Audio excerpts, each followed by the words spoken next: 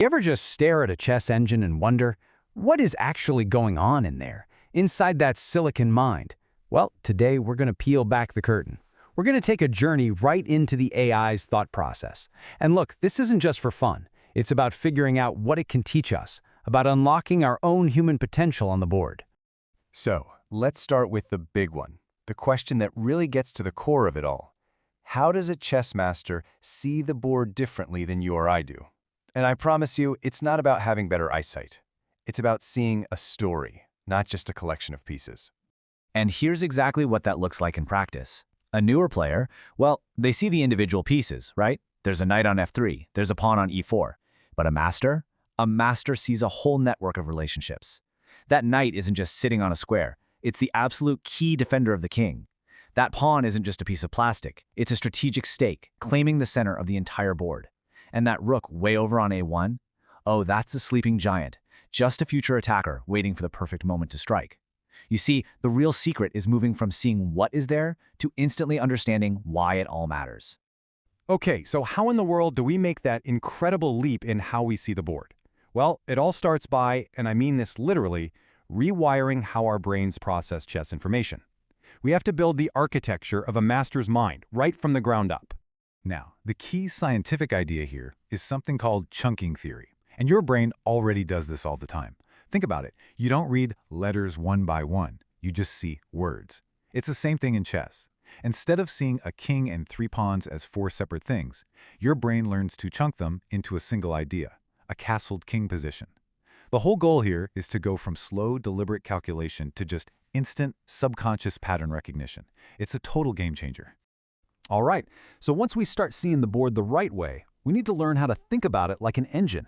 And that means we're going to dive into the machine's mental toolkit so we can learn to calculate not just more, but with real purpose and, honestly, deadly precision.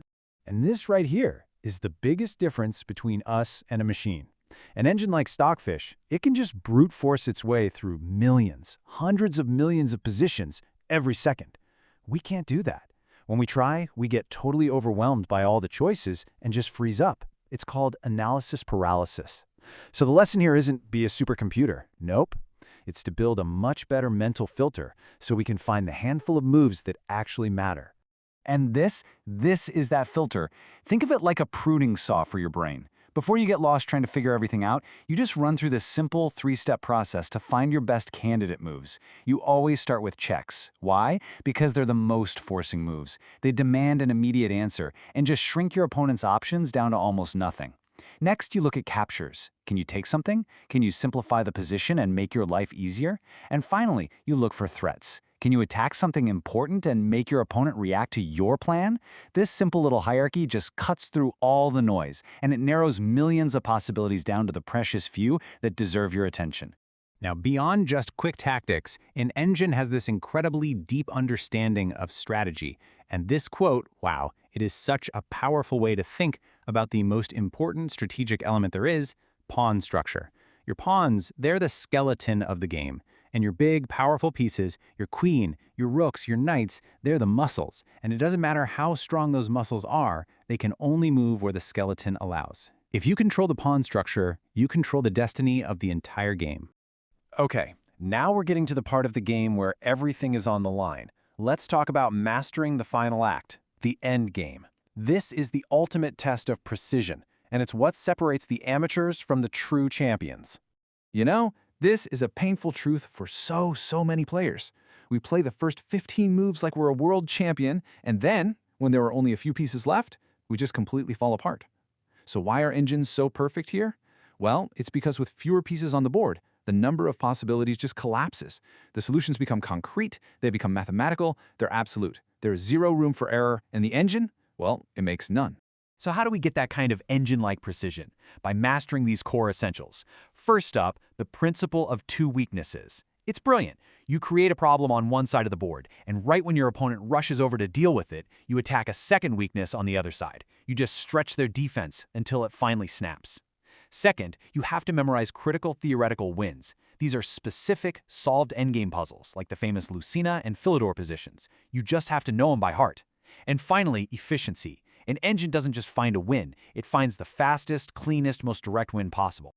So we've covered perception, We've covered calculation, and we've covered knowledge. But now we've reached the final, and maybe the most difficult challenge of all, conquering the human virus. This is all about overcoming the one thing we have that machines don't, our emotions. Have you ever blundered your queen and then just out of pure rage immediately made 3 more terrible moves? Yeah, that's not a chess problem. That's a biology problem. It's a very real thing called the amygdala hijack. It's that moment when fear or anger just floods your brain and completely bypasses your rational thinking. In chess, we have a simpler name for it, tilt. And it is the source of our most painful, illogical mistakes. I mean, just look at this. The difference could not be more clear. An engine plays the board, it's just a world of pure logic. It has no fear, no ego, and it could not care less if it's winning or losing. But us humans, oh, we play the opponent. We get scared, we get angry, we let a bad position completely crush our spirits, and we start making emotional moves instead of the best ones. So listen to this. This is a direct piece of coaching from the AI itself. I do not care if I'm losing, I still play the most challenging move possible. You must do the same. That, right there, is resilience. The score doesn't matter, the last move you made doesn't matter, the only thing that matters is finding the absolute best move in the position you have, right here, right now. So, how do we put all this together and actually get better? Well, the path forward isn't some secret trick. It's just a commitment to a continuous feedback loop. You play, you analyze your game with brutal honesty, you learn from your mistakes, and then you repeat that process. Forever. Using an engine is absolutely key to that analysis, but you have got to use your AI sparring partner the right way. Let it be your post-game analyst. Let it show you the critical moments and the big wins you missed. But whatever you do not let it become a crutch while you're trying to think for yourself. And please, don't forget the biological side of things. Your physical health and your late-game accuracy are directly, and I mean directly, linked. We're going to end with this little piece of wisdom from the machine. If you want to become the best player you can be, you have to stop playing your opponent, and you have to start playing the board itself. Because, as the engine knows all too well, the board has no ego, no fear, and no history. It only has a solution. Your job is just to find it. And you know, that's a lesson that applies far, far beyond the 64 squares.